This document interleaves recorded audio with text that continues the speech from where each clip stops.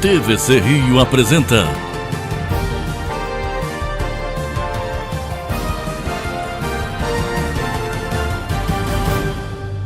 Então vamos dar início à reunião do Conselho Deliberativo da nova Central RJ, nova Central Sindical de Trabalhadores do Estado do Rio de Janeiro, aqui no nosso auditório, que tem o nome do nosso saudoso Juraci Martins dos Santos.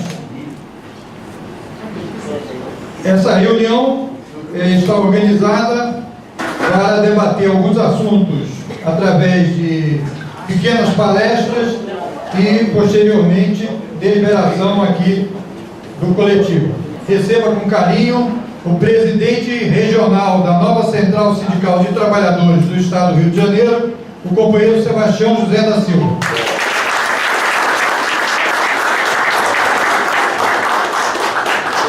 Recebam com carinho redobrado o nosso presidente nacional da nova Central Sindical de Trabalhadores e presidente da Confederação Nacional dos Trabalhadores na Indústria, o companheiro José Calixto Ramos.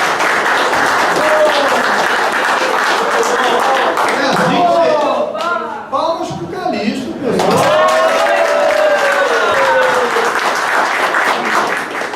O Sebastião sempre diz que esse que eu vou chamar agora é o patrono aqui da nova Central do Rio.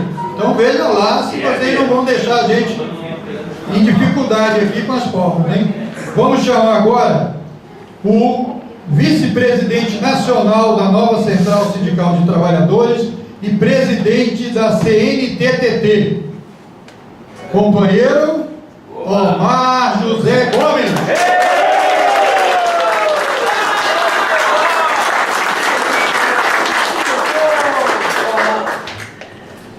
Vamos chamar agora, óbvio que essa vocês já vão entender direitinho como é que vocês têm que receber, né? É a presidente ou presidenta da Federação do Vestuário do Rio de Janeiro, que é a representante das mulheres do movimento sindical aqui nessa reunião, a companheira Luzia Falcão.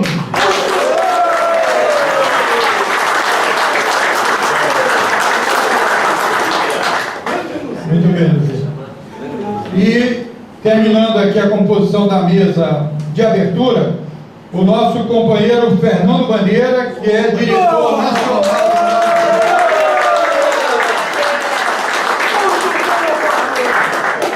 O Bozó já resolveu tudo, nem preciso falar mais nada do Bandeira. A nova Central participa da TV Comunitária do Rio de Janeiro. Todas as atividades são filmadas para repercutir na televisão e na sua web TV e também no seu canal no YouTube. E para conduzir a reunião, o presidente Sebastião José da Silva. Nós tivemos esse ano uma agenda aqui no Estado praticamente ofuscada pelos eventos que não temos controle. Nós tivemos, alguns companheiros me questionam, mas olha, nós não fizemos a reunião. O seminário estava previsto para o meio do ano, em julho estava previsto a gente fazer um seminário. Eu disse, companheiros, nós não tínhamos nem recurso e nem clima para fazer um seminário, porque não sabíamos nem qual seria o tema mais importante para colocar diante da nuvem de fumaça que encontra-se o país hoje. O que a gente sabe é que o trabalhador está pagando a conta. Alguns com desemprego, aqueles que estão empregados com a espada enfiada na cabeça, sem saber no dia de amanhã se terá emprego, e aqueles que a gente tinha a expectativa que tinha um mínimo de segurança, que eram os nossos servidores públicos, estão diante de uma crise que nem eles passaram a não ter segurança, estão tendo que pagar. O que tem aí para socorrer a crise dos estados é exatamente penalizar os servidores públicos, não é só no Rio a crise é muito maior. Então, por isso a gente não teve ambiente para fazer o seminário, por isso a gente fez essa pauta para essa reunião de hoje, muito voltada, se vocês observarem os temas, é voltado para o que a gente fica olhando, e agora? Né? As conversas que a gente tem feito aqui com os dirigentes da Procuradoria Central, para isso, assim, um olha para o outro e fala assim, e agora? O que vai acontecer? O que a gente vai fazer? Se a gente observa que, com a vacância e com o desgaste da classe política brasileira, o Judiciário absorveu essa demanda e hoje está legislando, e também isso também chegou na organização sindical brasileira e chegou no direito dos trabalhadores. Muitas alterações, muitos projetos que a gente conseguiu segurar no Congresso Nacional, fazer os movimentos, impedir, conversar com os deputados, engavetar, segurar. Vários exemplos que a gente tem. A terceirização tem 10 anos que a gente está segurando essa pauta. Pode vir o Supremo e dar uma canetada e resolver acabar com tudo que... Né, a gente tem outras decisões que os debatedores vão falar. Mas era isso que eu gostaria de, na abertura, sinalizar para vocês. Queria encerrar essa palavras iniciais aqui, passando para a mesa, fazer a sua saudação, para em seguida a gente participar e partir para os debates. Enquanto sindicalistas, nós da Nova Central, né, precisamos fazer uma reflexão maior, nos reunir mais, os sindicatos, as federações, né, as confederações também, que integram a Nova Central, para nós podermos fazer uma avaliação e orientarmos também nossos sindicalistas, nossos companheiros mais jovens, os companheiros que estão há pouco tempo na luta sindical, para poder fortalecer a nossa estrutura. Né? É importante que a estrutura sindical permaneça resistente, com força, com energia. Também que a gente não pode se abater e só ficar reclamando. Está ruim? Muito. Mas a gente tem que pensar no que nós podemos fazer, onde nós queremos chegar e como nós vamos agir. E esses encontros são muito bons para isso, para a gente estar debatendo as possibilidades de sair desse túnel negro e que cada vez parece que vai nos engolindo. Mas a gente não pode ficar se abatendo só pelas dificuldades e mostrando só o que está ruim, porque cada um, eu tenho certeza, que está sentindo na pele as dificuldades.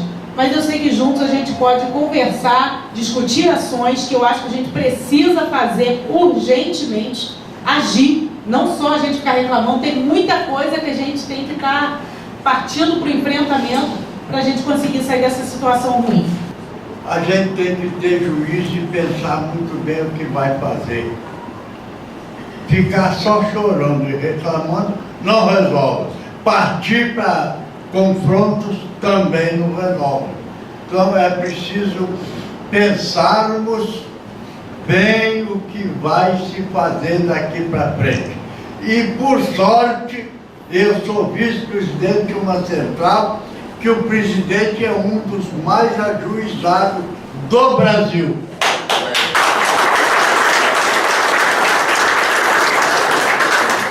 Portanto, companheiros, vamos ter fé, porque, quem sabe, amanhã ou depois, ou outros dias mais tarde, virá dias melhores para o nosso país. Porque a coisa está preta. Vocês viram aí 2 ex-governadores, meu Deus, enchendo a rua todo mês e a maioria do povo passando alguma necessidade. Portanto, é preciso que nós tenhamos algum juízo para enfrentar essa situação. Eu vou tentar esclarecer alguns pontos ainda talvez obscuros e que talvez leve alguma ideia para que nós possamos estar sempre nessa expectativa de luta e não na expectativa de desânimo que a situação assim oferece. O homem falou que eu sou um dos que tem juízo ainda, mais juízo, é que é interessante, quando eu era jovem, pequeno ainda, já faz muito tempo isso, faz tempo que eu era jovem, né? E criança ainda muito mais tempo. A gente realmente pedia a bênção, mamãe. Realmente é a mãe que é mais zelosa, né? O pai é mais liberal, né? A mãe é mais zelosa. Bênção, mãe, Deus dê juízo, meu filho. E parece que desde aquelas primeiras observações da minha mãe, eu tive um pouquinho de juízo. É claro que tem hora que o juízo fica meio embaralhado, né? Mas nós vamos superando pela obrigação que temos, né, com uma imensidade de trabalhadores e trabalhadoras que estão sempre atrás de nós esperando alguma palavra de fé, de esperança, né, de perseverança, enfim. né? É por isso que a gente procura sempre estar com o juízo mais ou menos organizado, para não chegar à conclusão, como falou o meu colega Omar, de pôr em mais dificuldade do que já vivemos a classe trabalhadora de modo geral. Estou fazendo as coisas assim, com muita parcimônia e com muito cuidado, para não entrarmos em situações mais desesperadoras do que já estamos hoje. TVC Rio apresenta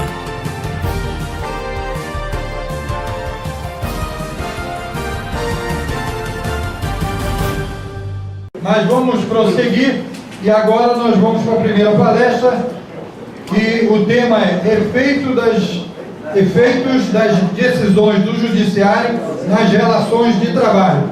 E gostaríamos de chamar para fazer a palestra a doutora Marinês Trindade, advogada trabalhista, especialista em direito material e processo do trabalho. Marinês, venha para mim.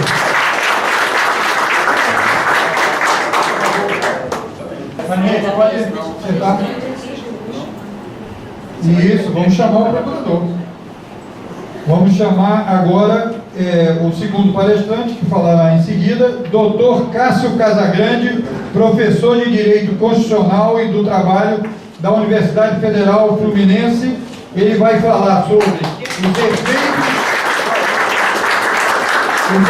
das decisões do Judiciário nas relações de trabalho. É o mesmo tema na visão do Ministério Público do Trabalho. O presidente do TST está defendendo abertamente que a economia vem sendo prejudicada pela Justiça do Trabalho. E eu tenho receio de um desmonte da Justiça do Trabalho. Eu sou de uma época que os sindicatos defendiam a Justiça do Trabalho. Ela tem 1 milhão de defeitos. Eu mesmo, posso dar 1 milhão de exemplos. Mas é o espaço que a gente tem de poder cobrar as garantias que estão na lei. Exatamente. Então, na verdade, agora os elevadores da Lavradio quebram, não sei se a colega já reparou isso, fica 2, 3 meses quebrado. Não há dinheiro no orçamento para consertar os elevadores. Não tem mais dinheiro no papel. E nós temos um sistema eletrônico que não funciona, e eles não têm dinheiro para fazer a atualização, a modernização e tal. Bem, e além disso, do presidente do TST, tem um outro complicador, que é a imprensa. A mídia agora é quem manda no Brasil. A outra ditadura era militar. Essa ditadura agora é da mídia. A Rede Globo, Plim Plim, fala e diz que é a lei. E o que a Rede Globo está dizendo? A Rede Globo, o Estadão, e por aí vai. Eles estão dizendo que a legislação trabalhista atravanca o progresso do país. Copiei, está lá. E que é um desajuste no modo como o Estado lida com as relações de trabalho, que é um entrave no desenvolvimento econômico. Isso é uma balela, uma mentira. Essa questão da terceirização, como disse Sebastião, é uma reivindicação deles há muito tempo. Há muito tempo. E, em 1993, o TST criou a súmula 331, que foi um recuo para poder admitir a terceirização. Então a terceirização foi autorizada nessa área dos vigilantes e outras, mas isso não ampliou o desenvolvimento econômico, não melhorou nada disso. Então essa história de que vai flexibilizar os direitos. Bem, na verdade, né, a imprensa, ela cria todo um cenário, não é, para tanger o gado, não é? E na direção. Agora também, eles falam, o Brasil é campeão em ações trabalhistas. O que a imprensa diz? Que tem muitas ações na justiça porque a legislação instiga o conflito. Está escrito, é um editorial do Estadão, do Jornal do Estado de São Paulo. Que a nossa legislação trabalhista instiga o conflito e que desestimula as empresas a contratar. Pois bem, primeiro que é o seguinte, a legislação trabalhista, de maneira nenhuma, ela proíbe a negociação. Ao contrário, a jurisprudência mansa e pacífica dos tribunais é o seguinte: se o empregador demonstrar que o acordo coletivo, que a convenção coletiva acrescentou levantou direitos, a tese deles é que na tal da teoria do conglobamento, examinando o instrumento coletivo como um todo, se avançou, pode prevalecer diante do legislado. O problema é que assim, se a gente tiver paciência, se o trabalhador tiver paciência de lutar no processo, até o final nós vamos provar que essas convenções coletivas e esses acordos coletivos que são sempre em prejuízo. Então, na verdade, o que acontece? É essa situação que motiva as ações trabalhistas. Nós levantamos um número, não sei, né? Mas de mais de 12 milhões de empregados terceirizados. E nós temos um recorde de reclamações trabalhistas. 4 milhões de reclamações trabalhistas por ano. E isso é porque a legislação instiga o trabalhador? Pelo amor de Deus, todos nós sabemos que não é. É isso? Bom, e aí, o que a gente vai fazer? Gostei muito quando você falou isso, né? Bem, primeira coisa que eu quero dizer é o seguinte: vocês têm que se preparar para o conflito. Nós temos um conflito instalado e o mar não está para peixe. Bem, e o que nós temos que fazer? Qual é o conflito que eu acho? É o seguinte: é a violação da Constituição. Como eu disse a vocês, da mesma forma que o afastamento da presidente se deu em golpe, porque violou a norma constitucional, o Supremo Tribunal Federal viola a norma constitucional quando admite a constitucionalidade de normas que não cumprem o artigo 7º. Porque o artigo 7º da Constituição, o professor que é professor de Direito Constitucional, me ensinou, o artigo 7º diz: são direitos sociais dos trabalhadores, além de outros que ampliem, que melhorem a sua condição. Então não é outros que piorem a sua condição. Não é. Então, na verdade, essas práticas estão se dando em violação ao artigo 7º. No nosso entendimento, vocês devem se preparar para uma atuação em conjunto. É hora da classe trabalhadora se aliar aos profissionais do mundo do direito. E nós já fizemos isso, não é coisa nova para nós, não é coisa nova para nós. Os jovens estão super dispostos, a juventude está super disposta, as mulheres, elas são maiorias nas manifestações. O que acontece? É preciso fortalecer, apetrechar as entidades sindicais com um trabalho conjunto dos dirigentes, de preparação dos dirigentes com esse corpo jurídico e com o Ministério Público do Trabalho. Precisamos estreitar esses laços e sair atirando. Não há mais tempo a pensar. Isso precisa ser feito. Mas a última questão que eu quero colocar é o seguinte: então eu disse, né, a classe trabalhadora em conjunto com os profissionais ligados ao direito do trabalho para poder atuar. Mas a questão toda é a seguinte, que eu quero encerrar dizendo, é o seguinte: é essa questão da comunicação.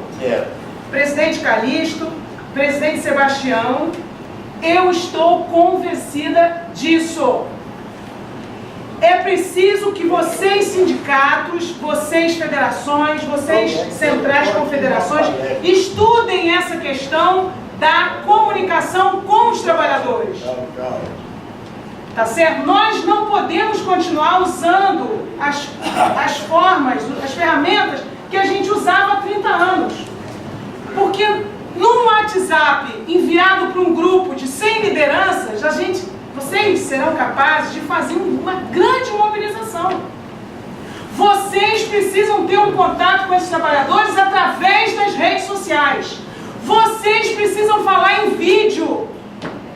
É possível ter televisão na internet. Eu sei, não é? Eu sou a esposa de Moisés Correia, eu sei que o Sebastião está voltado para isso, está preocupado com isso, mas eu estou dizendo que o que fizemos até agora foi bom, mas precisamos fazer mais.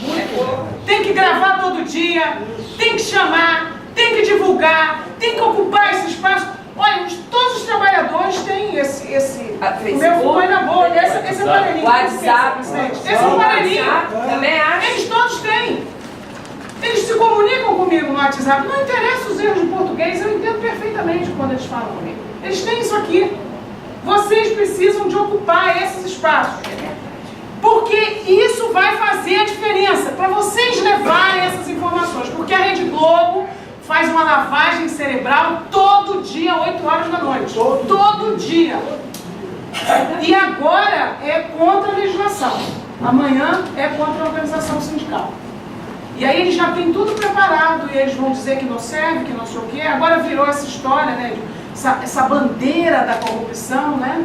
Aí depois pergunta Eu quero dizer a vocês, só para encerrar, o seguinte: está errado. Quem fez errado, quem agir mal tem que ser punido. Não há a menor dúvida. Agora, ninguém. Eu não vou bancar boba. Eu sou do tempo do governador Chagas Freitas. Então tem um pessoal aí que quer dizer que a corrupção foi inventada no primeiro governo Lula. Pelo amor de Deus. Não pode fazer, está errado, não pode roubar, não tem que estimular o roubo. Agora os maiores ladrões estão à frente hoje do país e estão aí com essa PEC do fim do mundo para cortar verba da educação, verba da saúde. E isso é uma situação...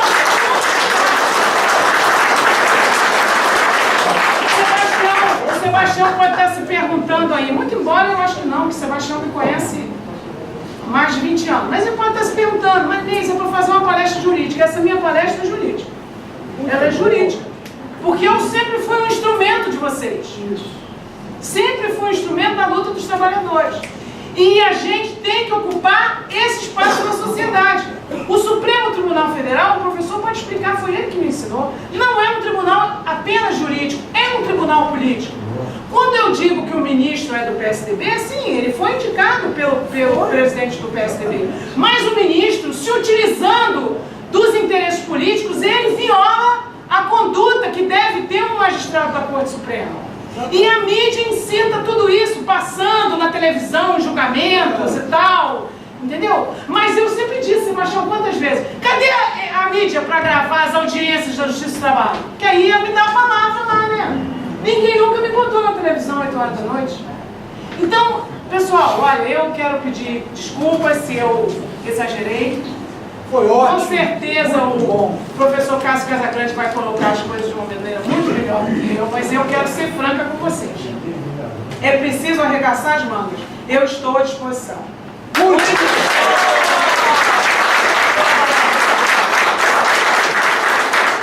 A reflexão que eu quero trazer para vocês é justamente sobre a possibilidade de transformação da realidade a partir desse cenário, não é?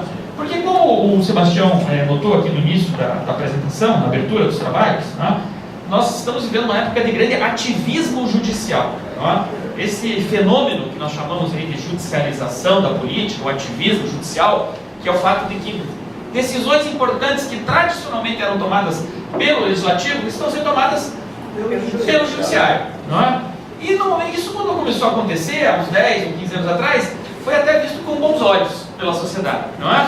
Porque o Supremo ele tomou algumas decisões que realmente foram positivas do ponto de vista da cidadania, não é? Todos aqui sabem a união entre pessoas do mesmo sexo, que foi reconhecida pelo Supremo Tribunal Federal, a possibilidade de antecipação do parto no caso de anencefalia, algumas questões dos direitos dos indígenas que foram reconhecidos de forma até bastante progressista pelo Supremo. E vejo, mesmo em questões trabalhistas, o Supremo teve algumas decisões que foram consideradas progressistas. Eu me lembro, por exemplo, a questão da estabilidade provisória da gestante, não é? O TST, nessa época, ele era mais conservador. Exatamente. Isso tem o que? 15 anos atrás, talvez? Né? O TST tinha entendido o seguinte, que o sindicato poderia fazer uma convenção coletiva condicionando o direito da estabilidade da gestante à comunicação prévia de que ela estava grávida. Então, qual era o entendimento do TST? Pode ser negociado em convenção coletiva que a estabilidade só vai ser deferida se a gestante avisar que está grávida. Né? Porque muitas vezes o empregador mandava a gestante embora e ela entrava com a ação, pedindo a reintegração, os direitos da estabilidade, e na Justiça do Trabalho ela falou, não, mas eu não sabia que ela estava grávida, então ficou aquela discussão se precisava ou não. O TST até entendeu que essa questão era irrelevante, né, saber ou não, mas que o sindicato, né, e alguns sindicatos pelegos, vamos ser bem francos aqui, faziam esse tipo de convenção, e era um retrocesso no trabalho, mas o Supremo, ele reformou esse entendimento do TST, então foi uma decisão progressista.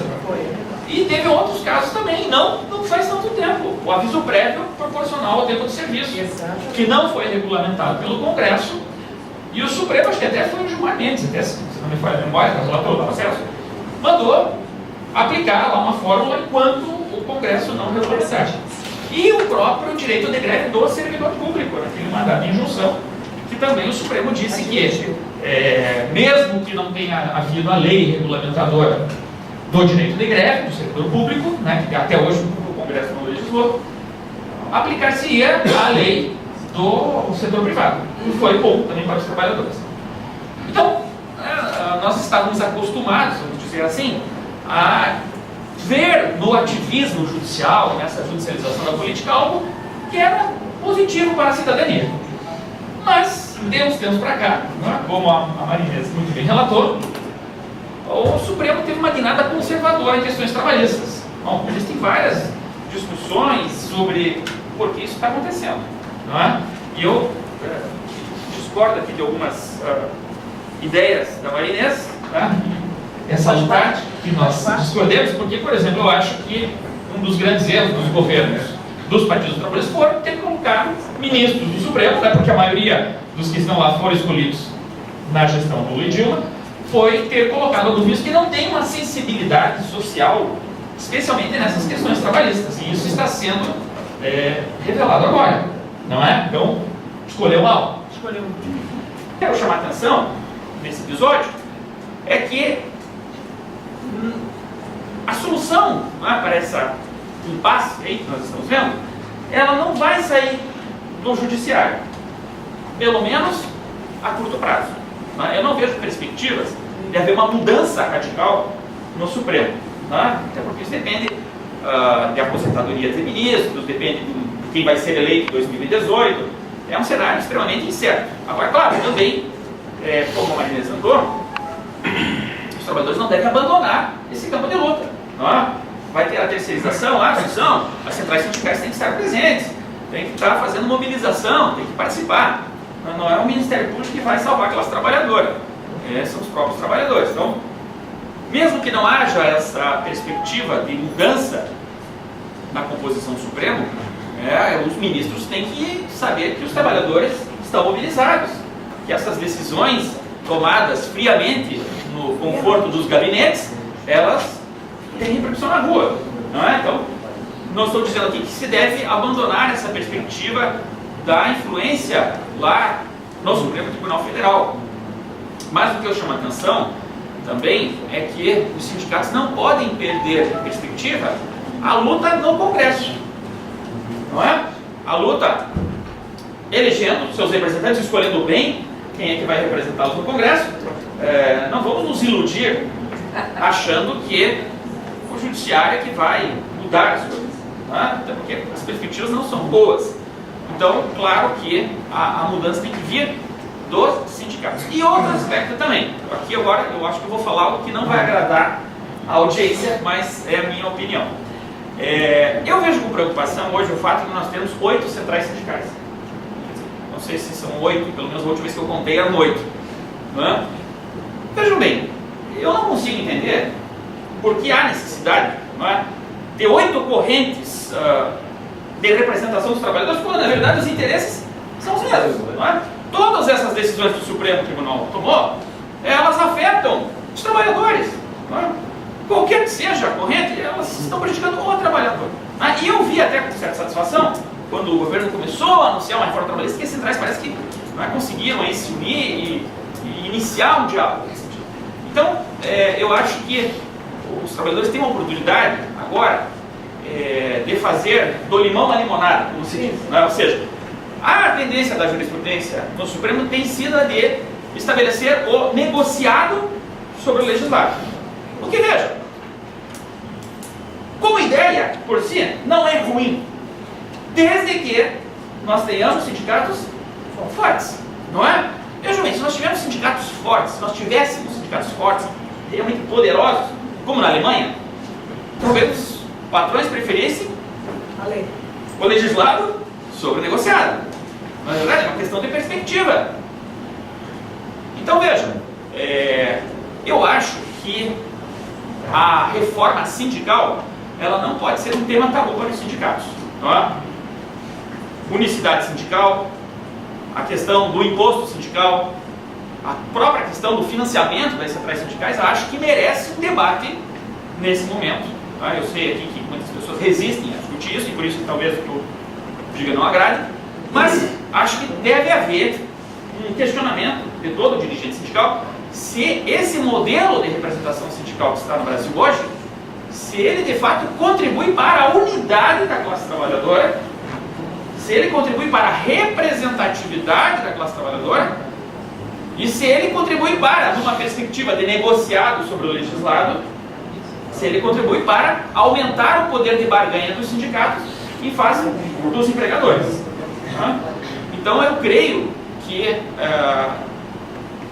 não podemos perder de perspectiva o tema da reforma sindical. Tá?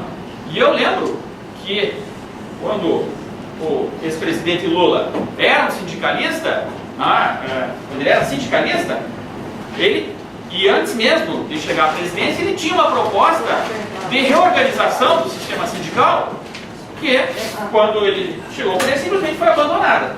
Não é? E que se voltou, de alguma forma, ao modelo varguista de representação. E, repito, tá? Não sei se, na perspectiva do negociado sobre o legislado, é boa. Veja, claro que cada um pode ter a sua opinião. Não, eu acho que o ideal é o sistema da unicidade ou da contribuição compulsória para o sindicato. Idealmente, não é? Argumentos em favor de um e de outra opinião. Mas a questão que tem que ser colocada é a seguinte: na perspectiva do negociado sobre o legislado, é melhor ter uma, duas, três centrais sindicais fortes ou 8 sindicais fracas? E isso, estou falando central, estamos aqui, né, afinal, a convite de uma central, mas vale também para os sindicatos. Né? Nós vemos na base sindicatos pulverizados, sindicatos fracos que não representam ninguém. Quem representa o terceirizado hoje? Quem representa o terceirizado? E aliás, veja, Maria, se o Supremo, como tudo indica, facilitar a terceirização, isso vai ser ruim não apenas do ponto de vista dos direitos, mas da própria organização sindical. Não é verdade? Por quê? Vocês vão perder filiados para sindicatos, sabe lá de onde, de quem? Sindicato, eu vejo às vezes um sindicato que tem um nome tão estranho. Sindicato de assessores das empresas fornecedoras de mão de obra. Você não sabe nem o que é aquela categoria. É um enigma você conseguir entender o que aquela categoria representa. O sindicato que representa o terceirizado, não sei não. Então, eu acho que vocês têm que estar atentos para isso. Essa tendência de pulverização da representação sindical, a meu ver, ela enfraquece a negociação coletiva na perspectiva do negociado versus legislado. Hoje você vai numa empresa, que tem trabalhadores, Petrobras, não é empregadora. Quantos sindicatos tem lá dentro? O sindicato dos engenheiros, o sindicato dos técnicos de segurança, o sindicato dos petroleiros, evidentemente, o sindicato de algum grupo lá terceirizado, das secretárias, administradores. Como é que uma categoria dessa vai fazer greve? Não é? Há categorias que não fazem greve nunca. Outro dia eu estava na fila do supermercado, estava lá, né? Paciência para esperar a minha vez. Aí as duas caixas do supermercado estavam conversando, eu ouvi na conversa. Aí uma falou para a outra assim: pois é, o Correio está em greve, os professores estão em greve, os ônibus vão entrar em greve, só nós que não fazemos greve. Aí eu falei: olha, realmente, eu nunca vi um supermercado fazer greve fechado. Porque, você já viu alguma vez, vocês foram no supermercado, o supermercado está fechado hoje? Está de greve. Porque está em greve. Vocês já viram isso alguma vez? Eu nunca vi na minha vida.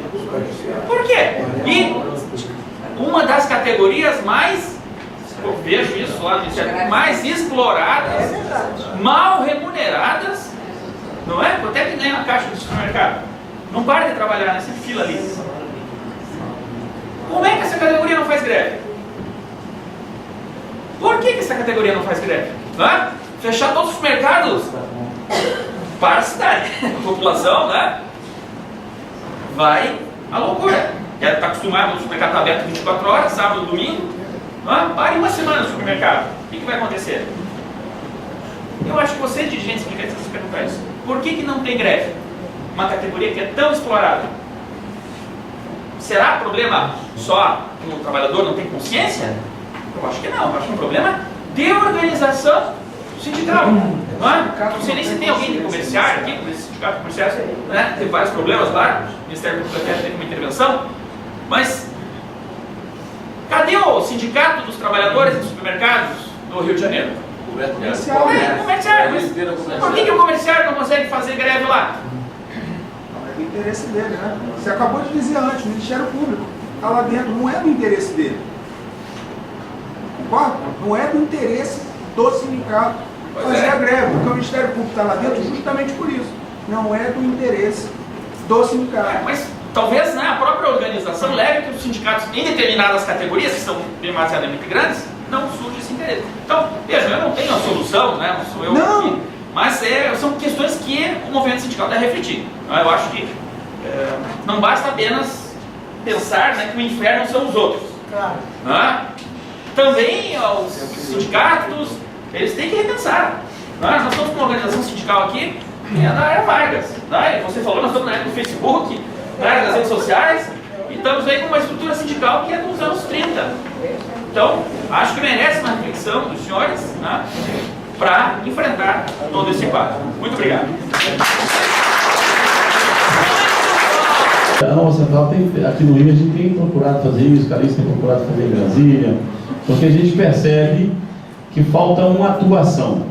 O movimento sindical não falhou só na atuação, ou não foi eficiente o suficiente para evitar o desmonte dos direitos trabalhistas, nem no Congresso Nacional, nem no Judiciário, e a gente inclui aí a nossa também falta de traquejo para poder fazer esse debate também com o Ministério Público. Então, eu queria fazer um agradecimento especial ao procurador, que eu não conhecia, está presente aqui.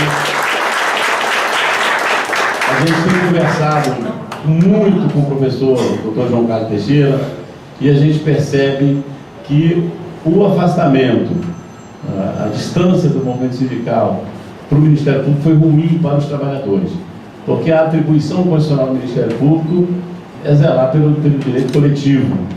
Então a gente tem hoje uma vacância na nossa representatividade por falta dos sindicatos tomar a iniciativa de fazer as ações coletivas, as ações que representam os trabalhadores.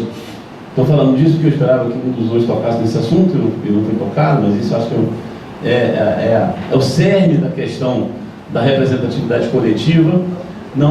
Depois que a Justiça do Trabalho de má vontade não admite as ações de representação coletiva, manda dividir, porque dá trabalho, não faz execução, etc. Os sindicatos também não tiveram, não investiram no seu corpo jurídico para fazer as ações de cumprimento da norma coletiva. Não investimos no sentido de buscar que o Ministério Público pode nos fornecer as armas que nós, as provas que nós muitas vezes temos dificuldade de colher nas empresas com ação de cumprimento, tá certo? Com ação coletiva. E aí ficamos num debate com o Ministério Público simplesmente na questão do assistencial, do negocial, da compreensão do Ministério Público, que não pode se aplicar isso aqui, e a gente deixou de avançar naquilo que, no meu entendimento, nós estamos do mesmo lado, que é a defesa do interesse coletivo da classe trabalhadora. Esse é o papel constitucional do Ministério Público. Então, a nossa central teve, e eu cheguei a conversar com os presidentes centrais, para a gente fazer um debate com as 6 centrais, não são 8 centrais, são 6, acho que o presidente vai falar sobre isso, com as 6 centrais que estão regulamentadas no Estado, a gente aproximar a direção dessas centrais e fazer esse debate com o Ministério Público. Nós podemos corrigir os nossos erros em alguns pontos, mas o Ministério Público também pode nos municiar em outros. Porque às vezes a gente recebe aqui uma notificação do procurador. Eu recebi uma essa semana o seguinte: informe se a empresa tal demite por justa causa. Só bastaria ele, como autoridade, fazer um ofício para a empresa em 48 horas, me mostra, ou então ele entrar no CAGED, que ele tem acesso. Vou ver quantas essa empresa demitiu. Demitiu 50. Fez a homologação? Não. Então mandou para o Estado. Me fala aqui o que você fez com esses 50. Aí pergunta ao sindicato. Que a empresa não manda homologar, porque fica muito mais barato mandar um trabalhador procurar o direito, porque faz um acordo fora de pauta na justiça, por menos que a verba rescisória. 80% das ações feitas no judiciário hoje, eu tenho os dados. são menos do que a homologação, por isso que os empresários mandam procurar a justiça. Nós não estamos agindo o suficiente de inverter o papel da justiça. Hoje a justiça está sim a serviço dos empregadores. É mais barato fazer na justiça uma homologação do que no sindicato. Por isso é que virou a indústria. Né? E alguns dizem, você não sabe que os empregadores mandam para cá para homologar? Me estranha Vossa Excelência dizer que vai homologar. Isso é papel do sindicato. Então eu penso, e queria muito agradecer a presença, queria que levasse essa mensagem ao professor João Carlos, ao doutor João Carlos Teixeira, de que nós, a nova central, tem consciência de que esse é o momento da gente trabalhar junto com o Ministério Público. As nossas ações precisam avançar no sentido do direito coletivo e nós não temos poder de requerer ou de interferir na empresa para minimizar ou para ajudar o nosso jurídico a fazer a prova nas ações coletivas, e o Ministério Público tem esse poder. Então, se a gente tiver essa aproximação, vai facilitar a atuação do sindicato nas ações de cumprimento, nas ações coletivas. Então, é muito prazeroso, muito bom a gente receber aqui o Ministério Público.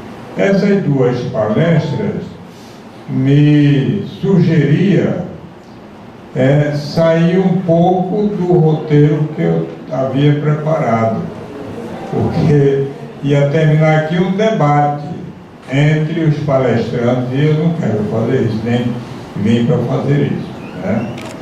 Então vou entrar um pouco aqui quando o nosso palestrante pergunta para que 8 centrais. Eu simplesmente perguntaria como resposta a ele, para que tantos partidos políticos? E o problema do custeio das entidades sindicais? Por que não olha o custeio para os partidos políticos? É simplesmente porque você paga para a existência do partido político, sem ser consultado, mas você não sente a contribuição sindical, você sente. Por isso que há essa revolta, né? Muito bem, mas vamos entrar mais profundamente um pouco no que nos move mais. O país, todos sabem que está numa situação, eu diria, crítica. Eu nunca passei um período tão problemático, tão complicado como estou vivendo hoje, mesmo tendo vivido muito mais do que cada um de vocês. Esse é um período inusitado na vida da nação brasileira. O país parou a sua produção e a consequência disso recai aqui, nas costas dos trabalhadores. São mais de 12 milhões de trabalhadores desempregados e cada um procurando a sua entidade para saber o que fazer, né, para poder voltar a produzir, crescer a produção do país, criar empregos e a classe trabalhadora começar ou recomeçar novamente a sua vida normal. Quando isso não acontecer, nós vamos ter essas brigas todas, essas dificuldades todas, sem termos a solução, porque, como disse o próprio, ele falou sério, ele não é um poço de milagres. Receita ele não tem, porque nós também estamos com dificuldade em encontrar receita. Mas eu tenho dito e falei isso ao próprio presidente Temer, que essas empresas que estão sendo condenadas pelo desmando que fizeram, pelo prejuízo que causaram à nação, é preciso que se entenda que o fato, e vou dar um exemplo muito empírico, eu sou presidente de uma central, se eu cometo um desmando na central, não vai fechar a central, não é justo? Exatamente. Quer dizer, vou me chamar para eu ter que responder. Então, o que está acontecendo nessas empresas? Elas têm que ser condenadas para indenizar o Estado brasileiro, de modo geral, mas que elas possam continuar trabalhando com o Estado. Porque são as empresas que, mesmo com a rotatividade que tem, mas são as empresas que mais empregam. E são empresas que alavancam a economia de qualquer nação, não é só brasileira. Mas aí você tem também que olhar, né, com mais simpatia e deixar um pouco da discussão política e olhar como está a energia que você precisa para tudo. Você tem que olhar outro setor também que envolve interesse geral, é o setor da extração mineral. Você tem que olhar a questão direta da agricultura, como produzir o alimento, se ele também fica ruim para a gente viver, né? E você tem que olhar a questão da siderurgia, por exemplo. Só para dar um exemplo, e vocês sabem disso tanto quanto eu. Uma casinha pequena, Minha Casa Minha Vida. Vocês já mediram a infinidade de matéria-prima que é usado para construir aquela casa? A gente não olha isso, mas vai desde a extração da areia, numa cadeia até a torre de televisão. E aí você emprega uma infinidade de mão de obra também especiais, distintas. Se essas empresas não voltarem, dificilmente nós vamos. Eu citei 5 setores da economia para poder voltar a trabalhar. Para nós isso é imprescindível, porque isso é vida, isso é emprego, isso é sindicalismo, naturalmente, né?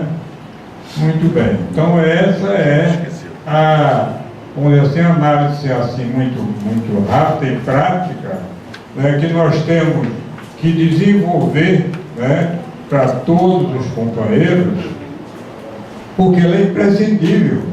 Se não tiver a economia, né, alavancada, não tem emprego. A tendência é diminuir cada dia mais.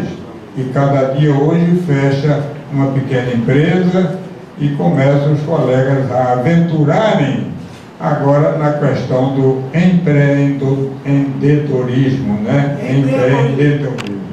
Isso não leva isso para ninguém, né? Agora, os efeitos que nós estamos sentindo com relação à própria justiça do trabalho, eu diria que não é só a justiça do trabalho.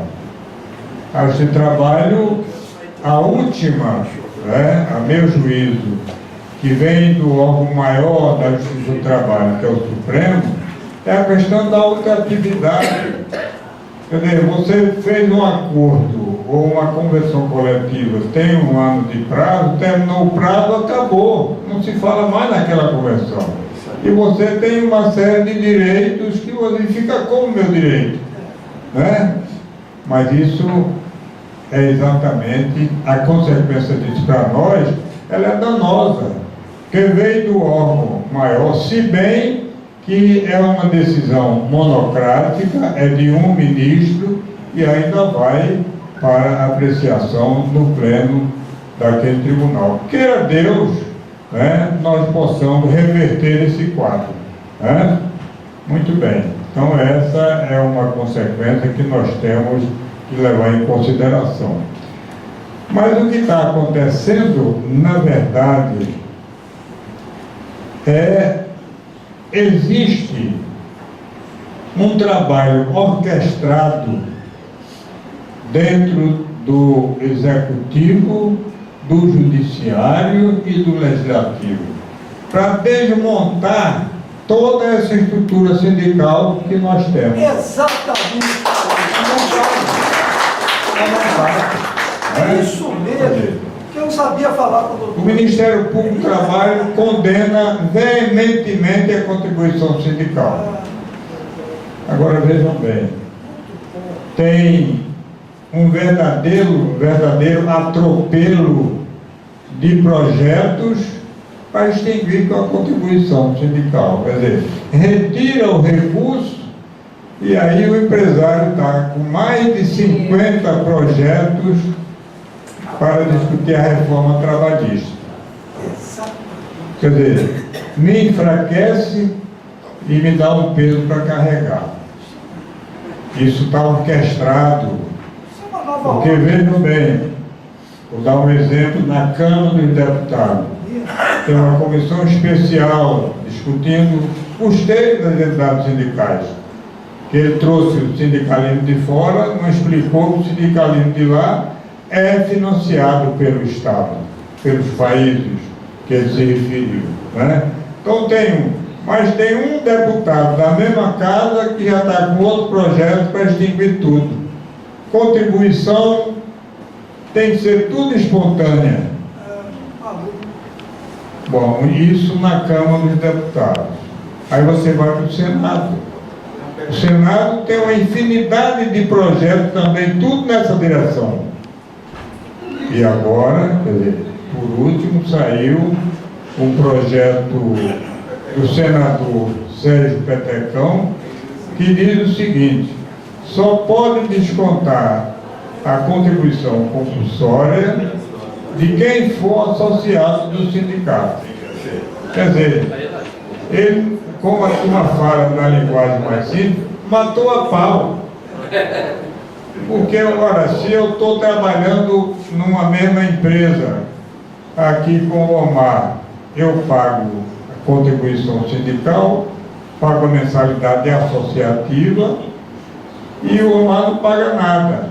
Tem o mesmo direito que eu tenho. Ele precisa do sindicato para quê, afinal de contas?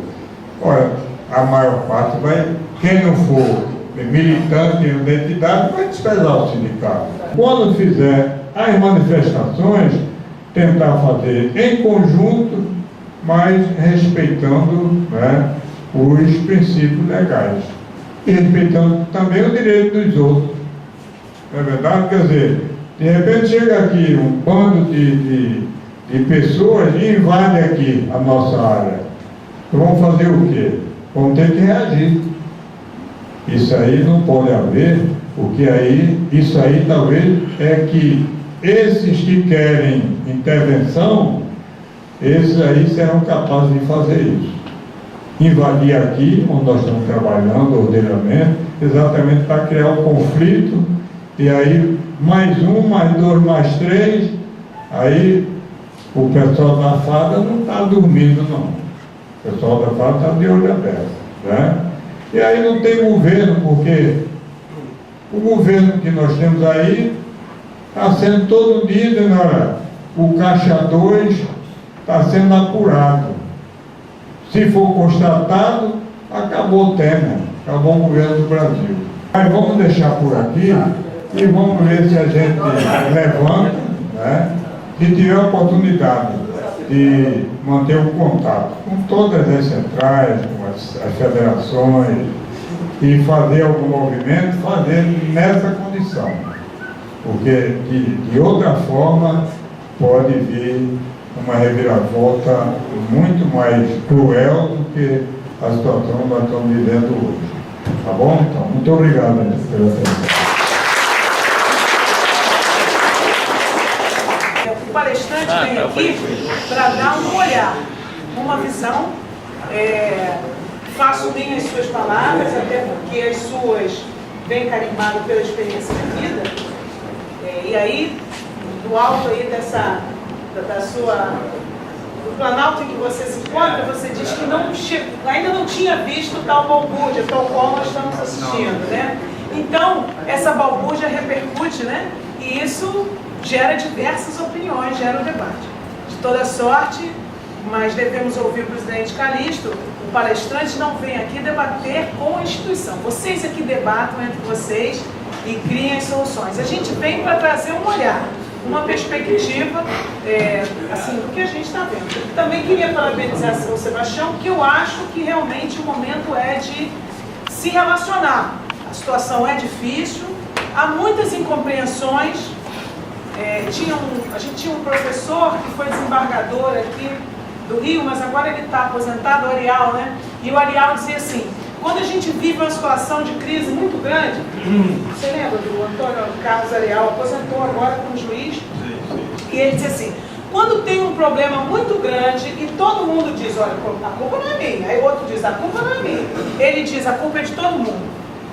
Não, é de todo mundo. Então, assim, eu acho que a situação, então, Sebastião, convocar esse trabalho junto com o Ministério Público, mesmo que haja essas divergências, como a Gorete falou, o outro companheiro falou ali e tal, né? Você explanou muito bem. Nós estamos vivendo um momento de crise muito grande, né? E aí, Gozó, eu vou ficar te devendo para poder dizer o que é, né? Como o Calixto falou, você veja, uma pessoa com a experiência dele que diz que nunca viu isso, você imagina aí, né? Eu antevejo uma situação, como eu falei aqui, de retração grande. E o debate tem que ser entre vocês. A nossa central no Estado, ela se mantém, apesar de todas as dificuldades. Não tivemos nenhuma baixa esse ano, 2021, Calixto, nenhuma baixa esse ano. Muito pelo contrário, o Calixto estava conversando com um dirigente que deve ingressar na nova central ainda esse ano. Então nós vamos crescer esse ano ainda, se Deus quiser. Muito obrigado, bom retorno para vocês, para a sua residência. Se a gente não se vê, a quem a gente não receber mais esse ano, feliz 2017 para todos vocês. Obrigado.